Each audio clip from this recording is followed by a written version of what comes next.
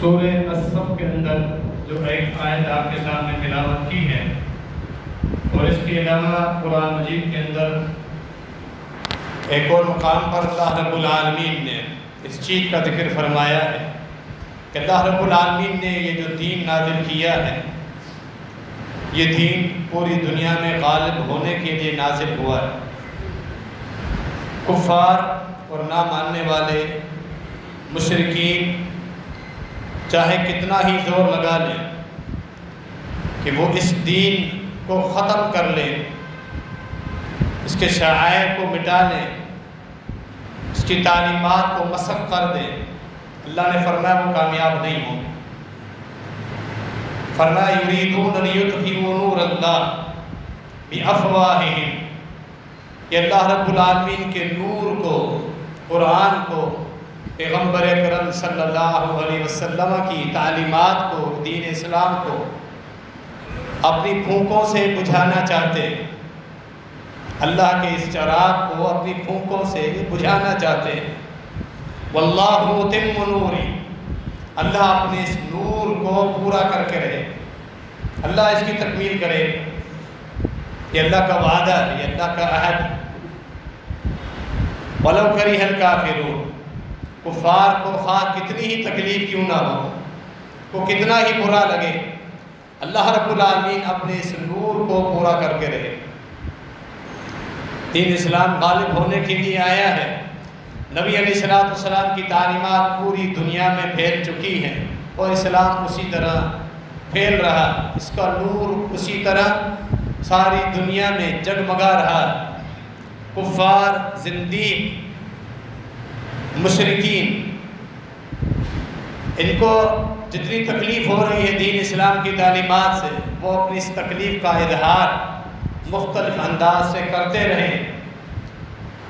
اہل اسلام کو، ہم مسلمانوں کو ان کی طرف سے آنے والے ان رد عمل، اس قسم کا جو رد عمل، بڑی تکلیف ہو رہی ہے، لیکن ہمیں اطمینان رکھنا چاہیے، وہ جتنی بھی یہ تکلیفیں ہمیں پہنچا رہے ہیں، یہ جتنے بھی معاملات کر رہے ہیں، شعائر اسلام کی توہین جو کر رہے ہیں، یہ سب اس چیز کی علامت ہے کہ یہ اب خوف زدہ ہو چکے ہیں،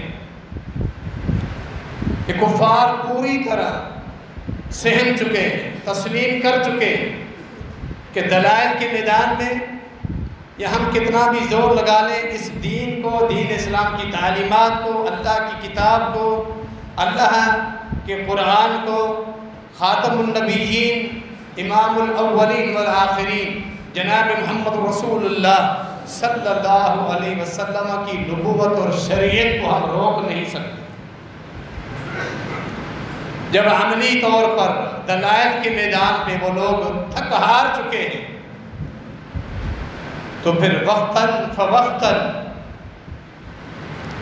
ان کی طرف سے عجیب و غریب قسم کی ہرزہ سرائیاں مسلمانوں کے سامنے آتی رہتی۔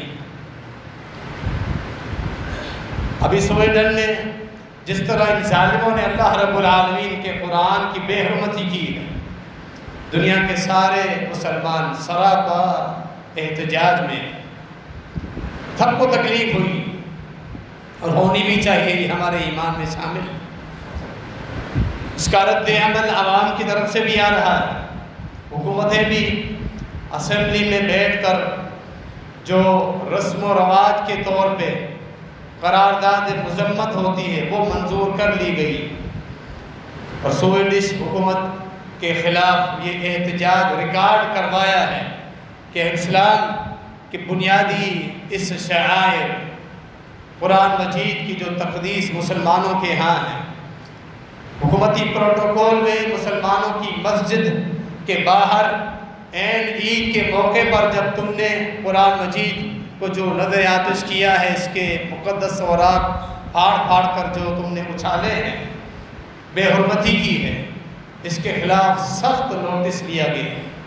یہ قرارداد مذمت ہے جو حکومت پاکستان کی طرف سے آئی۔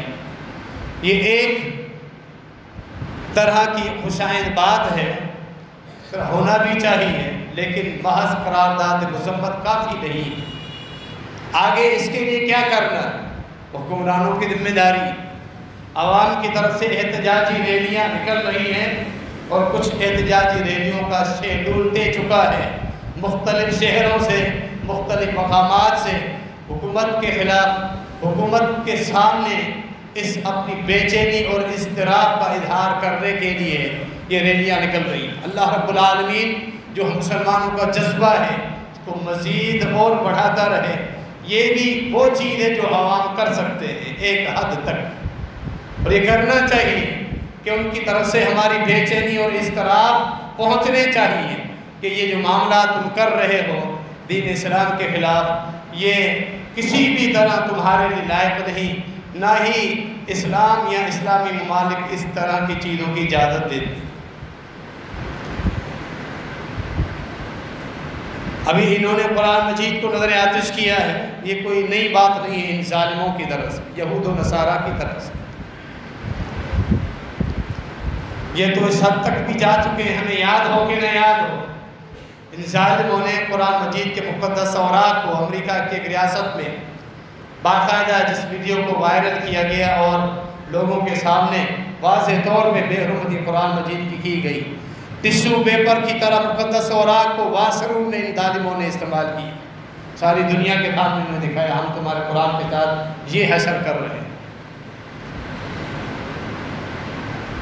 برہنہ خواتین کا گروپ باقاعدہ ان ظالموں نے نکالا کہ خاتون کی کوئی عزت ان کے پاس تو ہے نہیں، کوئی شریعت نہیں ہے جس کے وہ پابند ہو خاتون کے پردے کے، اس کی عریانی کے خلاف۔ یہ تو ان کا ٹرینڈ ہے، یہ تو ان کی زندگی ہے، یہ تو ان کی عیاشیاں۔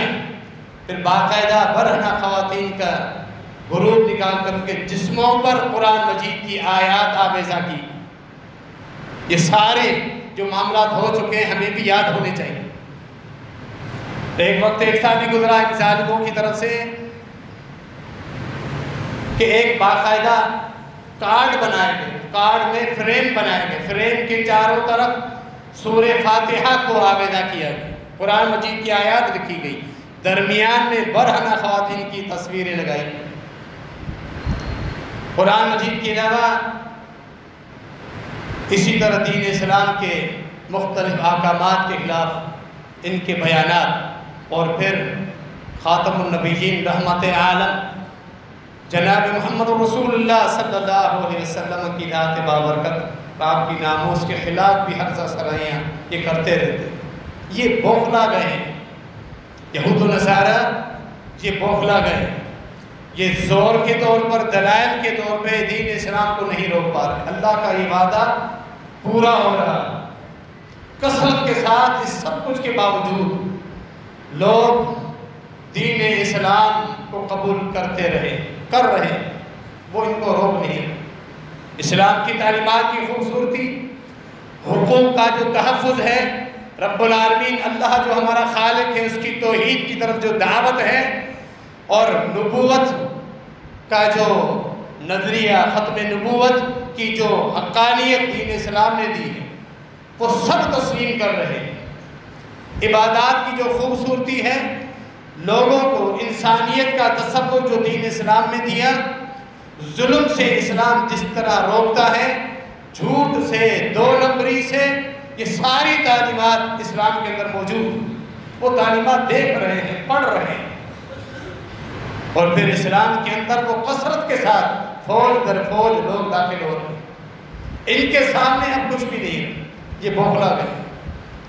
ہمارے وہ مسلمان بھی اپنی آنکھیں کھولیں جو محض ان کی دنیاوی ترقی کو دیکھ کر، صفائی ستھرائی اور دنیاوی اصول کو دیکھ کر تعریفوں کے ان کے گن گاتے رہتے ہیں، وعدوں کے سچے ہیں، ٹائم کے پابند ہیں، صفائی وغیرہ وغیرہ، اور اہل اسلام کو وہ ٹوکتے رہتے ہیں۔ یہ محض ان کی ایک ظاہری پالیسی ہے دنیاوی نظام کو درست کرنے کے لیے، وگرنہ ان کی حقیقت یہ ہے سب سے بڑے دہشت گرد بھی وہ۔ کیا مسلمان اس طرح، بھلے انہوں نے تورات کو محرف کر دیا ہے، انجیل کو محرف کر دیا ہے، انجیل بھی محرف شدہ ہے، جتنے نسخے ہیں، 4 اناجیل، تورات کی 6 کے 6 اجزاء محرف شدہ ہے، ان کی تعریف خود تم نے تسلیم کی ہے، لیکن اہل اسلام سابقہ جتنے انبیاء گزرے کسی پیغمبر کی وہ توہین کے قائل نہیں، ان کی ناموس کی حفاظت ہمارے ایمان میں شامل۔ اسی طرح یہ نسخے خواب و محرف شدہ ہے، لیکن اہل اسلام نہ تورات کی بے حرمتی کریں گے نہ انجیل۔ یہ ہمارا اعلان ہے کہ یہ تحریف شدہ ہے، لیکن ان کے اوراق کی اس طرح ان کے اوراق کی وہ ہتک نہیں کریں گے، بے حرمتی نہیں کریں گے۔ اب آپ بتائیں، فیصلہ کریں، دہشت گرد کو اہل اسلام یا یہود و نصارہ؟ یہ ساری چیزیں اللہ رب العالمین ہمیں دکھا رہا ہے اہل اسلام کے اطمینان کے لیے۔ اور ایک پہلو دوسرا یہ بھی ہے کہ اللہ رب العالمین کی طرف سے یہ چھوٹے چھوٹے عذاب ہیں ہمارے اوپر جو مسلط ہو رہے ہیں، آزمائشیں ہیں ہمارے اوپر۔ اللہ رب العالمین ہمیں یہ دکھا رہا ہے، یہ جو نعمت قرآن کی میں نے تمہیں دی، اس کا حق تم نے ادا نہیں کیا، اس کو پڑھ کر اس پر عمل کر کے تم نے اپنی زندگی اور معاشرہ جو بنانا تھا، جو ریاست بنانی تھی، ریاست کو چلانا تھا، اس کے اصول پر، قوانین پر، اس پر تم نے ذرہ برابر بھی عمل نہیں کی۔ نہ اس سے عقائد تم نے سیکھے، نہ معاملات سیکھے، نہ عبادات کا طریقہ، نہ شرعی حدود کو تم نے نافذ کیا جو اللہ نے اس میں نازل کی۔ لوگوں کے حقوق کی ادائیگی، آخرت کی تیاری، جنت اور جہنم کا تصور جو اس کتاب میں اللہ نے اپنے کلام میں بیان فرمایا، تمہارے سامنے تو ساری ان یہود و نصارہ کی زندگی ہی ایک سمپل اور بہترین نمونہ ہے قرآن مجید کے مقابلے میں، اللہ کے نبی علیہ السلام کے مقابلے میں۔ تو پھر اللہ رب العالمین ہمیں یہ سزا دے رہا ہے، ہمارے اوپر سزا ہے، ہمارے اوپر آزمائش ہے۔ اگر تم اس قرآن کو اپنا لیتے، اس پہ عمل کرتے، پانچوں فرائض کی صورت میں، جہاد کی صورت میں، حکمرانوں کو بھی تنبیہ، جہاد کی صورت میں شرعی احکامات، شرعی حدود نافذ کرتے، وہ جج اور قاضی مقرر کرتے جو اس قرآن کے حافظ ہوتے، عالم ہوتے، فیصلے اس کی روشنی میں کرتے، ان کفار اور مشرکین کو قطعاً جرأت ہی نہیں ہوتی اللہ رب العالمین کے قرآن کی وہ بے حرمتی کا۔ اب ان کو جرأت بھی اسی وجہ سے ہو رہی ہے، ہم نے خود اس قرآن کو چھوڑا ہوا،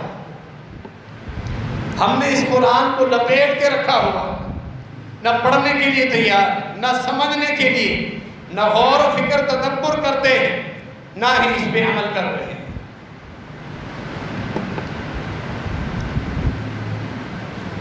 ہم سب مسلمان جمعے کے دن اپنے اپنی مساجد میں جمع ہوتے ہیں خطبہ جمعہ سننے کے لیے، اسی وجہ سے ہم یہاں بھی جمع ہوئے۔ ہر کوئی خطیب اپنے حساب سے اپنی بساط کے مطابق پیغام دیتا ہے۔ اللہ رب العالمین تمام علماء کو خطبہ کو توفیق دے، وہ درست پیغام لوگوں تک پہنچائے، عوام تک پہنچائے۔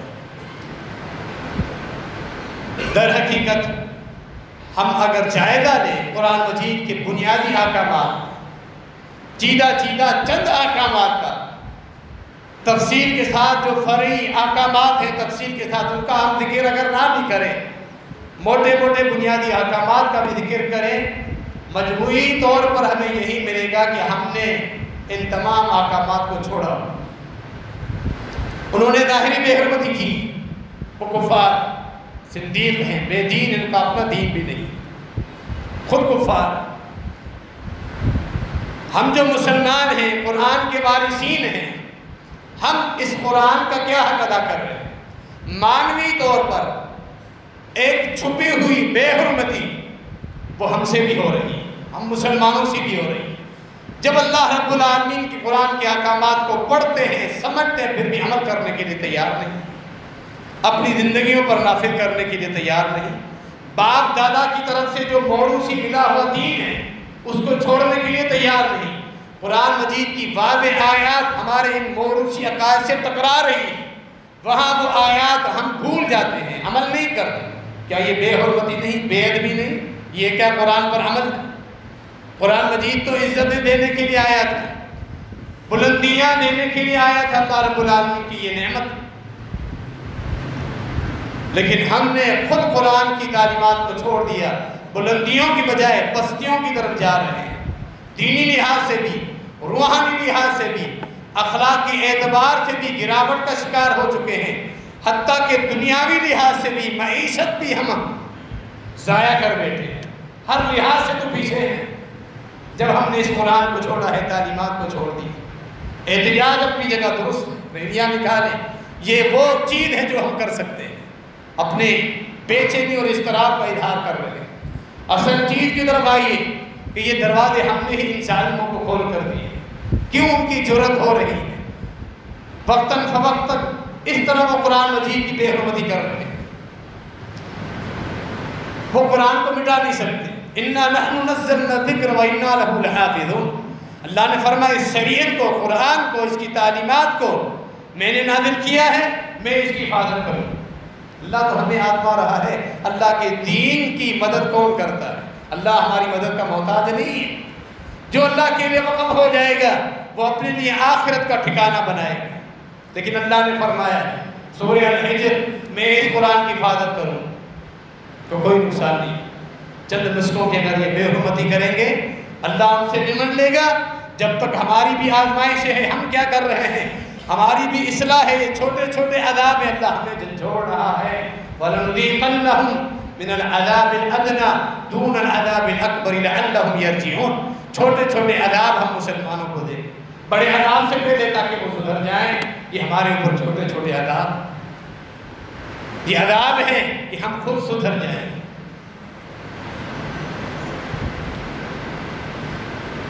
قرآن مجید کے کتنے احکامات، یہ قرآن مجید اللہ رب العالمین نے عمل کرنے کے لیے دیا تھا تاکہ ہمیں عزتیں ملیں، دنیاوی ترقی بھی ہو، آخرت میں بھی اللہ رب العالمین کے یہاں مقام و مرتبہ۔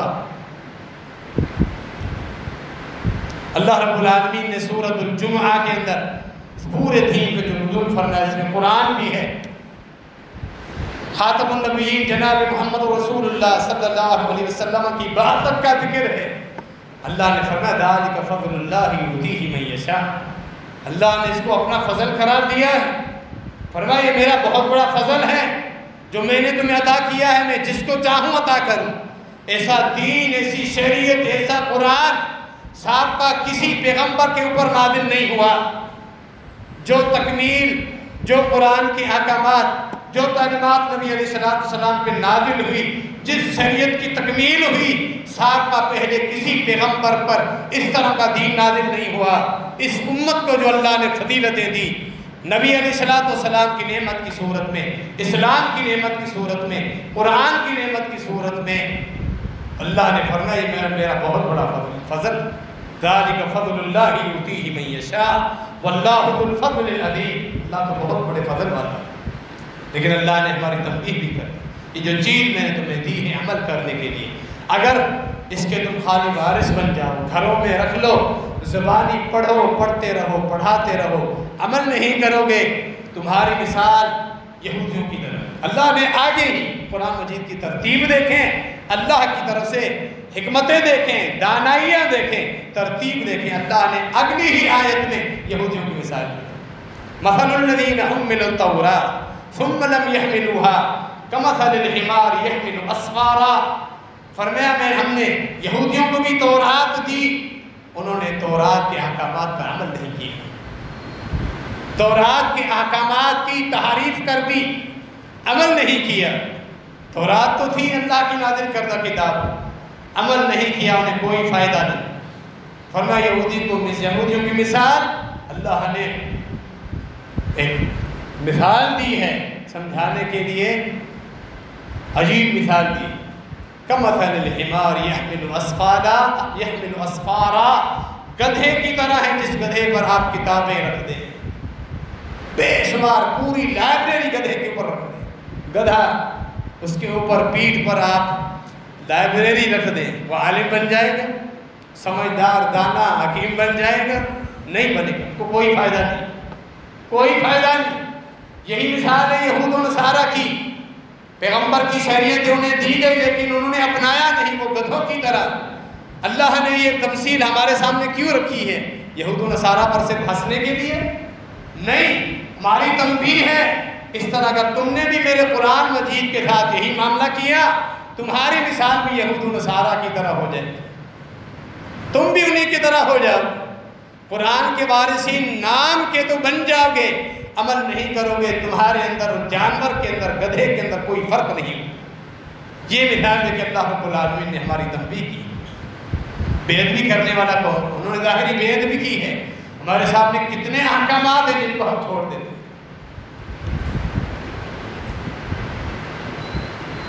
صحیح مسلم کے اندر خلیفہ ثانی امیر المومنین جناب عمر فاروق رضی اللہ تعالی عنہ، ان کے دور خلافت کی بات آتی ہے، اسی مسئلے میں مشاورت کے لیے مکے کے گورنر کو بلاتے ہیں۔ مکے کا گورنر آتا ہے، بڑے زیرک تھے، صاحب فراست تھے، ہم سب جانتے ہیں، سیدنا امیر المومنین عمر بن خطاب رضی اللہ تعالی عنہ کی شخصیت۔ فوراً پوچھا کہ پیچھے مکے میں نگران کسے بنا کر آئے؟ سخت محاسبہ کرتے، کہا کہ نافع بن حارث اس وقت مکے کا گورنر، نافع بن حارث نے، یہ واقعہ صحیح مسلم میں موجود ہے، کہا کہ ابن ابزہ کو تعارف پوچھا، تعارف کراؤ، کون ہے ابن ابزہ؟ کہا کہ مولا بن موالی، ایک آزاد کردہ غلام تھا، اب بہترین ایک مسلمان ہے، اس کو میں نے نگران بنا دیا۔ عمر بن خطاب رضی اللہ تعالیٰ عنہ نے تعجب کا اظہار کیا، ایک غلام کو، چاہے وہ آزاد کردہ لیکن تھا تو غلام، اس پر مولا ہونے کا لفظ تو چشمہ ہو چکا ہے، مکہ المکرمہ جو بلد امین ہے اس کا تو گورنر بنا کے آیا، بھلے نگران کے طور عارضی طور پر۔ کہا کہ امیر المومنین نافع بن حارث نے جواب دیا، انہ قاری کتاب اللہ عالم بفرائض اللہ، وہ اللہ کی کتاب کا قاری، قرآن مجید کا بہترین قاری ہے، قرات کرتا ہے، پڑھتا رہتا ہے، اور صرف قاری بھی نہیں، عالم بفرائض اللہ، قرآن مجید کے احکامات پر باعمل بھی ہے، اس کا واقف بھی ہے، اس کا عالم بھی۔ اس بنا پر اسی کا حق تھا، میں نے نگران کو اس پر خوش ہوں۔ اب امیر المومنین مطمئن ہوئے، قرآن مجید کا جو وارث ہے اسی کا حق ہے کہ وہ اس منصب پر آئے، اسی کا حق، خالی قرات نہیں، پڑھنا نہیں، اس کے احکامات سے بھی واقف۔ فرمایا ہاں تم نے درست کیا، مجھے اللہ کے نبی علیہ السلام کی حدیث یاد آ رہی، اسی موقع پر وہ حدیث میں آئی، نبی مکرم جناب محمد رسول اللہ صلی اللہ علیہ وسلم نے فرمایا، ان اللہ یرفع بہذا الکتاب اقواما ویضع بہ آخرین، اللہ رب العالمین اس کتاب کے ذریعے بے شمار لوگوں کو عزتیں بخشے گا، رفعتیں عطا کرے گا، ان کو بلندیوں پر لے کر جائے گا، جو اس کتاب کے عامل ہوں گے، پڑھنے والے، وارثین ہوں گے، احکامات پر عمل کرنے والے، وَيَدْعُ بِهِ آخَرِينَ، اور جو ظالم آئیں گے اس کتاب کو چھوڑ دیں گے، اس پر عمل نہیں کریں گے، اس کی بیان کردہ شریعت، احکامات، حلال اور حرام کے قاعدے، اصول، شرعی حدود جو عمل نہیں کرے گا اللہ اسے ذلیل و رسوا کر دے گا، بھلے وہ نام نہاد اپنے آپ کو مسلمان کہلوائے، اللہ اسے پستیوں میں لے کر جائے۔ ہم پستیوں میں ہیں کہ نہیں ہیں؟ آپ نے ابھی بات سنی، دینی طور پہ، روحانی طور پہ، اخلاقی طور پہ دین تو گیا، ہماری دنیا بھی ہم سے چھوٹ چکی ہے، وہ ہم دیکھ رہے ہیں ہمارے ملک کی حالات، انفرادی طور پہ ہماری زندگیاں، گھروں کا سکون، معاشرتی عمل کہاں ہے ہمارے پاس، کہاں ہے سکون؟ اللہ رب العالمین کی طرف سے اس کتاب قرآن کو چھوڑنے کی سزا ہم سب بھگت رہے ہیں۔ عمر بن خطاب رضی اللہ تعالیٰ عنہ اسی موقع پر فرمایا، فآمنوا باللہ ورسولہ والنور الذی انزلنا واللہ بما تعملون خبیر، سورہ التغابن۔ فرمایا اللہ کی ذات پر درست ایمان لے آؤ، اللہ کے رسول صلی اللہ علیہ وسلم پر ایمان لے آؤ، اس نور پر بھی ایمان لے آؤ جو ہم نے نازل کیا ہے۔ یہ نور ہے اللہ کی، یہ کتاب قرآن بھی ہے، قرآن مجید بھی ہے، قرآن کریم بھی ہے، قرآن حکیم بھی ہے، یہ الفرقان بھی ہے، یہ النور بھی ہے، یہ المہیمن بھی ہے۔ اللہ رب العالمین نے اس کے بے شمار نام ذکر کیے، اس کی فضیلت کی بنا پر اللہ اس کو عزتیں دیتا ہے جو اس قرآن کے ساتھ اپنا تعلق قائم کرتا ہے۔ یہ نور ہے، جو اس قرآن کے ساتھ تعلق قائم کرے گا اللہ اس کو اندھیروں سے نور کی طرف لے کر جائے گا، روشنیوں کی طرف لے کر جائے گا۔ یہ قرآن اندھیروں سے نکالتا ہے، بیماریوں سے شفا دیتا ہے، جسمانی بیماریوں سے بھی شفا دیتا ہے، روحانی بیماریوں سے بھی شفا دیتا ہے، ظاہر کو بھی صاف اور پاک کرتا ہے، ہمارے اندر کو بھی پاک اور صاف کرتا ہے۔ یہ قرآن اللہ کی کتنی بڑی نعمت ہے، کاش کہ اس نعمت کی ہم قدر کریں۔ کتنی بڑی اللہ رب العالمین کی نعمت، یہ نور ہے۔ قبر کے اندر یہی قرآن نور کا سبب بنتا ہے۔ میدان حشر میں نور نہیں ہوگا، عمل کا نور ہوگا، عقیدے کا نور ہوگا، قرآن مجید کا نور ہوگا۔ اہل اسلام کو، اہل ایمان کو سورہ الحدید پڑھیے، سورہ التحریم پڑھیے، قبروں سے اٹھیں گے اللہ رب العالمین اس قرآن کی برکت سے انہیں وہی نور اور روشنی عطا کریں۔ اسی نور اور روشنی کی رہنمائی میں وہ چلتے جائیں گے اپنے رب کی جنتوں کی طرف، پل صراط تجاوز کریں گے آسانی کے ساتھ۔ منافقین جن کا تعلق قرآن کے ساتھ نہیں تھا رک جائیں گے، اندھیرا ہی اندھیرا وہاں دھکے کھا رہے ہیں۔ یہ نور نبی علیہ السلام نے فرمایا، اس دنیا میں بے شمار عہدے ہیں، دنیاوی بھی دینی بھی۔ فرمایا کہ اگر کوئی بڑا عہدہ ہے جس پہ تم رشک کر سکتے ہو، مالدار آدمی جو حلال سے کماتا ہے، حلال کے راستوں میں خرچ کرتا ہے، رشک کرو۔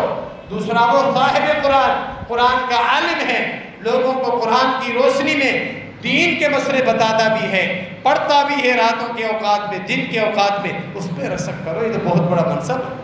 اسی لیے سب سے بڑا جو منصب ہے، جو کرسی ہے، اللہ رب العالمین کے گھر مساجد کا منبر اور مصلی ہے۔ فرمایا اس منبر کا وارث عالم دین جس کے سینے پر قرآن ہو، مصلی کا وارث وَلْيَعُمُّكُمْ أَكْثَرُكُمْ قُرْآنًا، اس کا حق ہے جس کو قرآن سب سے زیادہ حفظ، جو قرآن کا عالم، جس کو قرآن کم آتا ہے، قرآن کا وہ حافظ نہیں، عالم نہیں، اس کے مقابلے میں عالم دین قرآن مجید کے احکامات کا عالم ہے، حافظ ہے۔ فرمایا کہ مصلی پہ وہ آدمی کھڑا، اللہ اس کے رسول صلی اللہ علیہ وسلم نے اس طرح عزت دی ہے صاحب قرآن۔ ہمارے معاشرے میں مدارس الحمدللہ قائم، قرآن کی تعلیم جاری ہے، بچے پڑھ رہے ہیں، حافظ بن رہے ہیں۔ مدارس علوم عربیہ کی بھی موجود ہیں، علماء فارغ ہو رہے ہیں، اور انہی مسجدوں کو سنبھال کر ہم سب کی اصلاح کر رہے ہیں، وہ موجود۔ مسئلہ یہ ہمارے سامنے صاحب قرآن کی عزت کتنی، صاحب قرآن کی عزت قرآن کی وجہ سے کیا ہم کرتے ہیں، یہ عالم دین ہے، اس کا مقام و مرتبہ کیا ہونا چاہیے۔ اس کے مقابلے میں محض ایک تھانے کا صوبیدار یا ایک دنیاوی ڈگری حاصل کرنے والا ڈاکٹر، انجینئر، کیا مقام و مرتبہ ہم اس کو دیتے ہیں؟ ایک عالم دین کو ہم کیا عزت دیتے ہیں؟ یہ ہم خود اپنے آپ سے پوچھ لینا۔ میں نے شروع میں عرض کی، یہ بے حرمتی باطنی طور پہ چھپی ہوئی بے حرمتیاں، بے ادبی ہم سے بھی ہو رہی ہے قرآن مجید کے متعلق۔ ہمیں جل چھوڑا گیا ہے، ہم کیا کر رہے ہیں؟ یہ کفار کیوں اٹھتے ہیں پھر ہمیں تکلیفیں پہنچاتے ہیں؟ دروازے ہم نے کھول کے دیے ہیں، اس کو ملنا اور مولوی بلاتے ہیں، مسجد کے امام کو کس نظروں سے دیکھتے ہیں، بچوں کو قرآن پڑھنے والا قاری، اللہ نے اس کو کیا مقام دیا، ہمارے سامنے اس کا کیا مقام۔ دنیاوی ڈگریاں، اسکول، کالج، یونیورسٹیز، وہاں تک ہم آگے لے کر جاتے ہیں۔ مدارس جہاں قرآن مجید کی تحفیظ، وہاں جو علماء بنائے جاتے ہیں، ان کے متعلق ہمارے کیا نظریات ہیں؟ اکثر مسلمانوں کی حالت دیکھیں، بے حرمتیاں ہم سے ہو رہی ہیں پہلے، بعد میں وہ اس چیز کا ظاہری اظہار کر رہے ہیں۔ نبی علیہ السلام نے کیا عزت دی۔ غزوہ احد کے شہداء جب ان کی تدفین ہو رہی تھی، پہاڑ پر قبر کھودنے میں تکلیف ہو رہی تھی، ایک کے قبر میں 3 اور 2 شہداء کو دفن کیا جا رہا۔ صحیح بخاری میں آپ پڑھیے، جب 2 یا 3 صحابہ کو ایک ساتھ ایک ہی قبر میں شہداء کو دفن کیا جا رہا تھا، اللہ کے رسول صلی اللہ علیہ وسلم ہر قبر کی نگرانی کرتے، تدفین کی نگرانی کر رہے تھے، پوچھتے جاتے ایہم اکثرہم للقرآن، اس شہید کو پہلے لحد میں اتارنا ہے جس کو قرآن سب سے زیادہ حفظ، قبر میں بھی قرآن اس کو عزت دے، پہلے لحد میں اس شہید کو اتارو جس کو قرآن زیادہ حفظ۔ یہ قرآن قبر میں بھی نور بن کے آئے گا، ہم نے اس کے ساتھ تعلق قائم کیا۔ قیامت کے دن اللہ کس طرح پوری جہاں کے سامنے اسے عزت دے گا۔ حافظ قرآن، عالم قرآن کو، عامل بالقرآن کو، رات دن اس کی تلاوت کرنے والا، ترجمہ پڑھ کے سمجھنے والا، عمل کرنے والا، اللہ رب العالمین اس کو کس طرح عزت دے گا۔ صحیح مسلم کی حدیث کھولی ہے، اللہ رب العالمین پوری دنیا کے سامنے اس کو بلائے گا۔ اللہ اس سے فرمائے گا دنیا میں جو تیرا تعلق تھا قرآن کے ساتھ، کثرت کے ساتھ تو پڑھتا تھا، اہل علم نے یہاں وضاحت کی ہے، یہاں سے حافظ قرآن بھی مراد ہے، وہ آدمی جو حافظ نہیں تھا مسلمان لیکن پڑھتا تھا کثرت کے ساتھ، اس کے لیے بھی یہی فضیلت حاصل قرآن کے ساتھ جس نے تعلق قائم کیا۔ حافظ قرآن ہو، حفظ نہیں کر سکا، پڑھتا تھا نازل کثرت کے ساتھ، کا ترجمہ غور و فکر سمجھنے کی کوشش کرتا، جہاں سمجھ میں نہ آئے وہاں علماء سے رابطہ کی۔ یہاں ایک بات یہ بھی ضمن یاد رہے، اللہ رب العالمین لوگوں کو بھی ہدایت دے، مولویوں کو بھی ہدایت دے۔ قرآن کا ترجمہ پڑھنے سے عوام کو روکا ہوا ہے، احادیث کا ترجمہ پڑھنے سے لوگوں کو روکا ہوا ہے کہ گمراہ ہو جائے۔ جو چیز ہدایت کے لیے آئی، اللہ نے فرمایا وَلَقَدْ يَسَّرْنَا الْقُرْآنَ لِلذِّكْرِ، ہم نے نصیحت کے لیے قرآن کو آسان کر دیا۔ ظالموں نے قرآن کا ترجمہ پڑھنے سے لوگوں کو روکا۔ بتاؤ بے ادبی کون کر رہا؟ ان تک بھی پہنچی ہے۔ اللہ حکومت قرآن کو یہ توفیق دے، اللہ کے ڈر اور اسلام کی محبت میں غیرت آ جائے، سیدھے کھڑے ہو جائیں اور ثابت قدم رہیں۔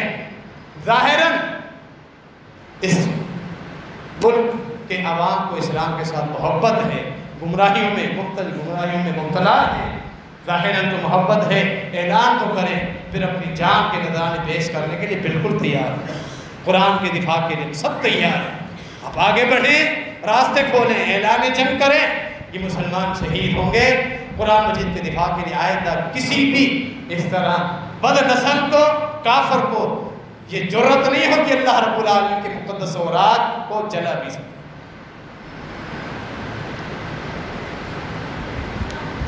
قرآن مجید کا ترجمہ پڑھیں۔ ہاں نئی بات آ جائے، آپ کو سمجھ میں نہیں آ رہی، اپنا نظریہ خود قائم نہ کریں، وہاں علماء سے رابطے میں احادیث کا ترجمہ پڑھیں، صحیح بخاری کا ترجمہ پڑھیں، نماز کا طریقہ احادیث میں دیکھیں، اس کے مطابق نماز پڑھیں۔ نبی علیہ السلام کے طریقے کے مطابق عبادات ہوں گی تو قبول ہوں گی، ورنہ رد کر دی جائیں گی۔ یہ بھی تو قرآن مجید کا حکم، ہم نے یہ حکم بھی تو چھوڑا ہوا ہے۔ یا ایھا الذین آمنوا اطیعوا اللہ واطیعوا الرسول ولا تبطلوا اعمالکم۔ مومنو اللہ کی اطاعت کرو، اللہ کے رسول کی اطاعت کرو، اللہ اور اس کے رسول کی اطاعت چھوڑ کے اپنے اعمال برباد مت کرو۔ تو اس طرح قرآن مجید کے ساتھ تعلق قائم ہونا چاہیے۔ جہاں نئی بات آ جائے علماء سے پوچھیں، یہ بات مجھے سمجھ میں نہیں آ رہی کا کیا مفہوم ہے، وہ جو مفسر قرآن ہیں، عالم دین ہے، وہ آپ کو سمجھائے گا۔ اس کا مطلب یہ ہے پڑھتے رہیں، ترجمہ پڑھیں، احادیث کا ترجمہ پڑھیں، چھوڑے نہیں۔ نئی بات آ جائے علماء سے رابطے میں رہیں، علماء سے کٹے نہیں۔ ہاں علماء سے کٹ جانا، اس سے تمہاری گمراہی کے دروازے کھل سکتے ہیں۔ تو میں عرض کر رہا تھا اللہ رب العالمین صاحب قرآن کو بلائے گا۔ حافظ قرآن کا رات دن پڑھتا تھا، ایسے ہی تلاوت کرتا تھا، ترجمہ پڑھتا تھا۔ اللہ فرمائے گا تو قرآن پڑھتا جائے، اقرا وارتقی ورتل القرآن کما کنت ترتلها فی الدنیا۔ دنیا میں جس طرح ٹھہر ٹھہر کے لفظ واضح کر کے تو پڑھتا تھا، آج میرے سامنے پوری دنیا کے سامنے تو قرآن پڑھ۔ اللہ خود حکم دے رہا، قرآن پڑھ، سننے والا اللہ پوری دنیا کو نہیں ہے، وہاں پہ آدم علیہ السلام سے لے کر آخر تک آنے والا انسان جو اپنے حساب و کتاب کے لیے یہاں چل رہا وہ پڑھتا رہے گا، اس کی منزلیں، اس کے درجات بلند ہوتے رہیں گے۔ اللہ نے بھی تو عزت دی، لیکن جب اس قرآن کو چھوڑا جاتا ہے پھر یہ قرآن عزتیں چھینتا ہے۔ اللہ رب العالمین نے اس قرآن کے ذریعے عزتیں دی ہے، قرآن چھوڑنے والوں کو ذلیل کیا ہے۔ فرمایا نبی مکرم جناب محمد رسول اللہ صلی اللہ علیہ وسلم نے، یہ صحیح مسلم، صحیح بخاری، صحیح مسلم دونوں میں یہ حدیث موجود ہے، فرمایا میں کئی مرتبہ اللہ کے سامنے مقام محمود پر قیامت کے دن شفاعت کے لیے اللہ کی اجازت لینے کے لیے سجدے میں گر جاؤں گا۔ اللہ مجھے اجازت دیتا رہے گا، اللہ مجھے اجازت دیتا رہے گا، شفاعت کرتا رہے گا، اپنی پوری امت کے لیے شفاعت کروں، حتیٰ کہ ان لوگوں کے لیے بھی شفاعت کروں گا جو جہنم میں جا چکے ہوں گے، پھر میری شفاعت کی بنا پر پھر دوبارہ نکلیں۔ میں شفاعت کرتا رہوں گا، لوگ جنت کی طرف آتے رہیں گے، کچھ حساب کتاب میں پھنسے ہوں گے، اللہ ہم کو معاف کر دے گا، کچھ جہنم میں جا چکے ہوں گے، اللہ ہم کو نکالتا رہے گا۔ الا من حبس القرآن، فرمایا وہاں بھی قرآن آ جائے، سنیے قرآن مجید کا مقام، وہاں بھی قرآن آ جائے گا، اس کے سامنے رکاوٹ بن جائے گا، روک دے گا، اے اللہ کے نبی علیہ السلام آپ اس کے حق میں شفاعت نہیں کر سکتے، صحیح بخاری میں کھول کے پڑھی احادیث الانبیاء جہاں سیدنا آدم علیہ السلام کا ذکر ہے، قرآن مجید وہاں آ جائے گا، اللہ کے نبی علیہ السلام کے سامنے آپ اس کے حق میں شفاعت نہیں کر سکتے، فرمایا میں رک جاؤ الا من حبسہ القرآن، قرآن آ کے اس کو روک دے گا، یہ جہنم میں جلتا رہے گا، کیوں؟ یہ مشرک ہو کر مرا، آپ کا امت ہی تھا، شرک کرتا رہا، توبہ نہیں کی، مشرک ہو کر مرا۔ وَيَجِبُ عَلَيْهِ الْخُلُودُ، جس پہ خلود واجب ہے، قرآن نے وہاں کے رکھا، کیوں؟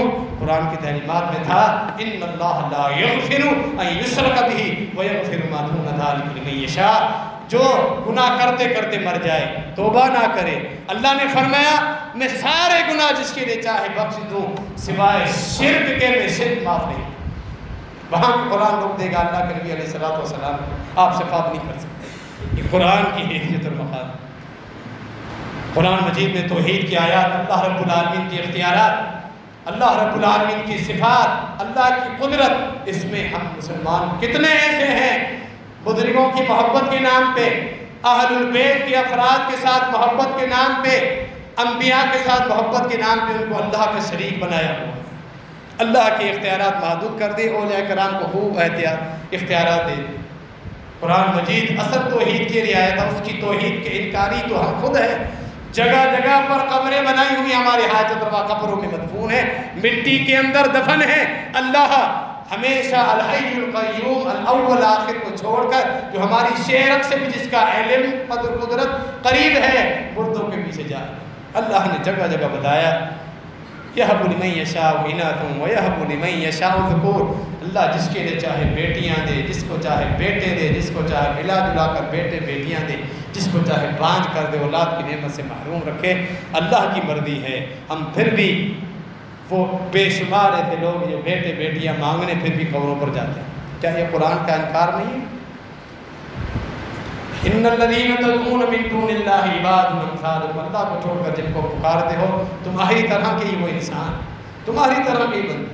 توحید کی آیت جگہ جگہ اللہ نے بیان کی، اس توحید کو ہی چھوڑ، جو بنیادی دعوت اللہ کے نبی علیہ السلام کی، قرآن مجید کا جو مرکزی موضوع ہے، بنیادی موضوع وہ اللہ رب العالمین کی توحید، اسی توحید کو ہم نے چھوڑ دیا۔ قرآن کا انکاری کون؟ تو باطنی چھپی ہوئی بے ادبی کون کر رہا ہے؟ ان ظالموں نے ظاہری بے حرمتی کی ہے، اللہ ان کو عذاب سے دوچار کرے تاکہ ہم مسلمانوں کے سینے ٹھنڈے ہوں، اللہ مسلمان حکمرانوں کو بھی توفیق دے، ہم عوام کو بھی توفیق دے، جو اصل چیز ہے ہم اس کی طرف آ جائیں۔ یہ تنبیہ ہے اللہ کی طرف سے ہمارے لیے، ہم قرآن کے ساتھ تعلق اپنا درست کر لیں، اللہ کی طرف سے تنبیہ ہے کہ ترجمہ پڑھیں، عقائد درست کریں، شرکیہ موروثی باپ دادا کی طرف سے ملے ہوئے عقائد کو چھوڑیں، توحید کی طرف آ جائیں۔ قرآن کی غیرت اس طرح ہوگی تمہارے اندر، پھر اللہ تمہیں عزت بھی دے گا، کسی کافر کو بد نسل کو پھر اس طرح جرات بھی نہیں ہوگی کہ نبی علیہ السلام کی شان میں کبھی گستاخی کر سکیں، قرآن مجید کی کبھی وہ بے حرمتی کر سکیں۔ اللہ رب العالمین سے دعا ہے اللہ رب العالمین اس کتاب کا پورا دفاع کرنے کی ہمیں توفیق عطا فرمائے، اور اللہ رب العالمین اس کتاب پہ ہمیں عمل کرنے کی توفیق عطا فرمائے، وہ عمل جو اللہ کی بارگاہ میں قبول ہے۔ اللہ رب العالمین دونوں جہانوں میں مسلمانوں کو عزتیں، عرفتیں اور عافیت عطا فرمائے، آمین۔ وما علینا الا البلاغ۔